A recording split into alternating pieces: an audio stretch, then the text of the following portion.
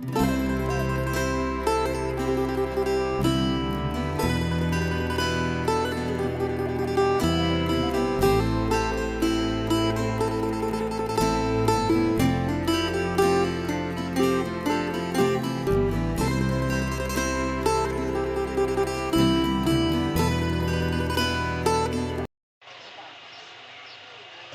ายดีพี่น้องสบายดีตอนช่วยพี่น้องจ้ายินดีต้อนรับเขาชื่อช่องแม่น้องบอยด้วยจ้าเด้อมันนี่ก็โยห้างจ้ะเปิดโตโยห้างห่างขายเธอจ้าแม่น้องบอยขายเธอทุกมือบริเวณงานดอกจ้าขายเธอขายขนมพอบริดูว่างๆนะพี่น้องเดี๋ยวซื้อกับผมมีงานผมมีรายได้ยังเฮ็ดแบบนี้แหละทุกมืออาชีพแม่น้องบอยมันบริเวณของเราค่ะพร้อมขายแล้วมันเรียบร้อยแล้วแต่ว่าฝนตกกระเจ้าก็ได้กบได้เขียดได้ปูได้ปลาจากแม่น้องบอยจะได้ขายจากบ่อละเพือมาลุ้นกันพี่น้องเราจะมีลูกค้ามาบอกมันแต่ปกติก็แต่ละมื้อก็คือพอได้ขายเลยจ้ะพอได้ขายนี่ละ10 ถ้วยนี่ละพี่น้องอยู่บ้านนอกเฮาเนาะขายซ้ำนี่ก็ถือว่าเขาอยู่ได้พี่น้องฝนตกแห้งห่างกับเปื้อนหลังคามันเหนียวบรรยากาศก็ดีเหมือนในบ่แดดค่ะครึมแต่ว่าตื่นเช้ามาก็บ่มีฝนหรอกฝนบ่ได้ตกนะคะบ่แน่อาจจะไม่ได้เลยอาจจะตกก็ได้ลูกมันจะมีลูกค้ามาป้าบัวหรือว่าแม่น้องบอยบอกมื้อนี้ส่วนลูกๆจะทำงานกันได้สิอัปเดตให้เพิ่นครอบครัวแม่น้องบอยเฮ็ดงานกันอยู่แต่ละมื้อแต่ละวันครอบครัวน้องบอยงานเรามาแต่สายเขามาแต่เผานกมาแต่ไล่นกอยู่นาวมาแต่เผานกจ้าโตจัดตั้งเตรียมขาลูกค้าก่อนพี่น้องเอ้ยโอ้ยบุบบบาบแน่เด้อพี่น้องอดทนเบิ่งเอาปลาบัวในเด้อจ้ะ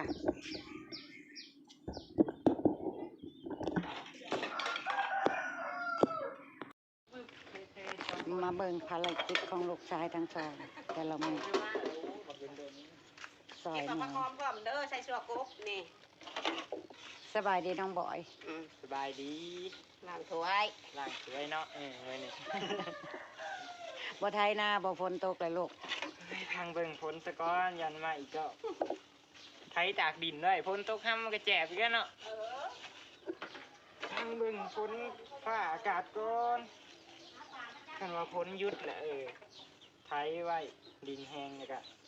วานขาดถมเลยจังบริเงี้ยไปขั้นตอนไถไว้ฝนตกมามันแจบอีกได้ไถใหม่แล้วแห้งกันเนี้ยไถแล้วไถไถละวานเลยมันคือสูตรหน้าว่านมันคือสูตรหน้าว่านพี่น้องไถตากหญ้าให้มันตายซะก่อนใส่ให้น่ะไว้มันก็โอ้ยหญ้าขึ้นอีกซะแล้วคือปีกไก่เห็นบ่หญ้าเต็มพืชบ่ได้เฮ็ดหยังดอกจ้ะแต่ละมื้อเมื่อก่อนน้องบอยบ่อยู่ไปทำงานที่ไทยกะน้องบิ๊กรับหน้าที่นี่แทนพี่น้องพอกลับมาก็ซอยๆกันน้องบิ๊กไปไสน้อครับเนี่ยบิ๊กเอ้ยโอ้โหขาไหลขาล่างสไลอันนี้คือลูกชายหลาบิ๊กสบายดีป้าลุงเอาไว้ดูหมอหอยไว้ลูกอันนี้คือล่างแล้วรอคิวบ่ตามคิวไฟมันอยู่ใกล้กันแรกสองมันเด้อกันสองมันที่ซูนกันบ่โอ้ยน้องบิ๊กก็นั่งล่างใกล้กันบ่ได้สองมันที่ซูนกันพี่น้อง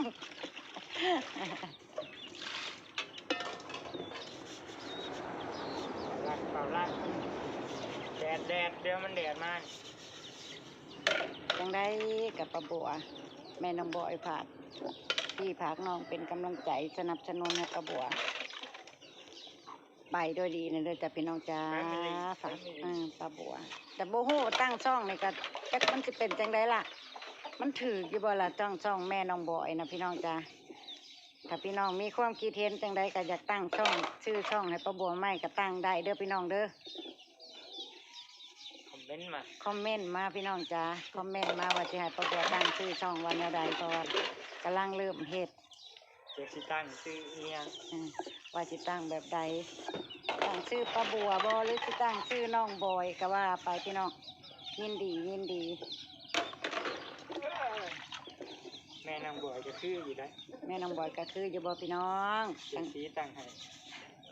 เจซีเป็นคนตั้งให้ชื่อช่องแม่น้องบอยว่า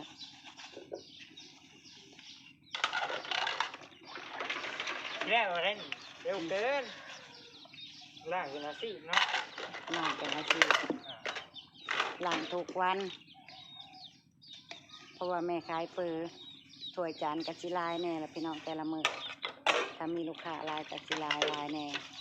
มื้อเช้าล่างสู้ไว้มื้อนี้พี่น้องเพราะว่าเพิ่นไปเปลี่ยน ตีนรถไถ ตีนรถไถกับพ่อ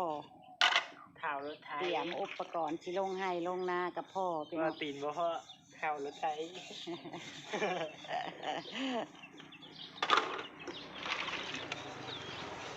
เอ้ย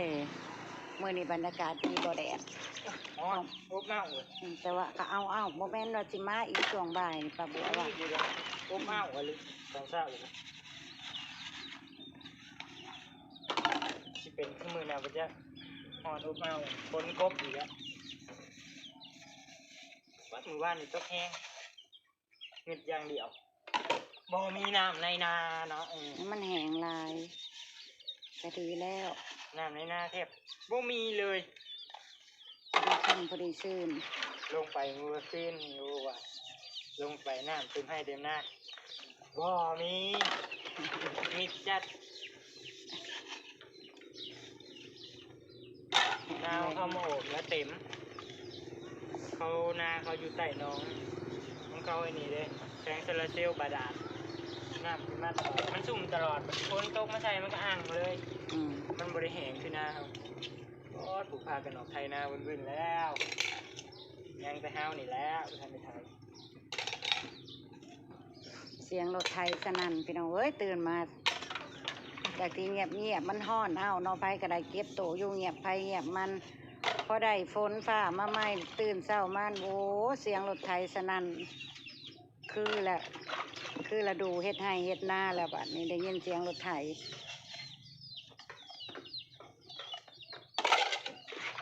เอามารอเบิ่งน้องบิ๊กเดี๋ยวก็คิวน้องบิ๊กกันพี่น้องคิวน้องบอยจบไปแล้วล้างถ้วยล้างจานก็ต้องซอยกัน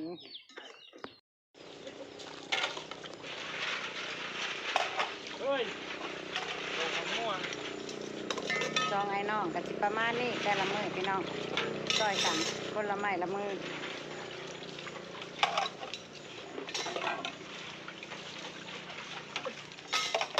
ก่อนดิเดี๋ยวต้องกระจายโง่เลยว่ะ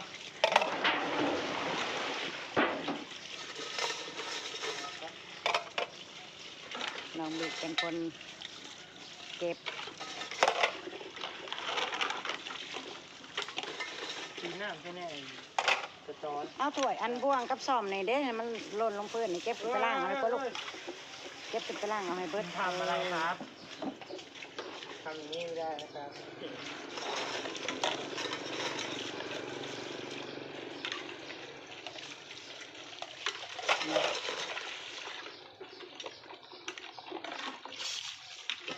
ก็สิประมาณนี้แหละพี่น้องแต่ละมือแต่ละเวร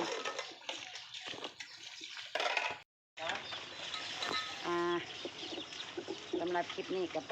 แม่น้องบอกกสิเก็บภาพบรรยากาศไว้ซ้ำนี้ก่อนเนาะพี่น้องจ้า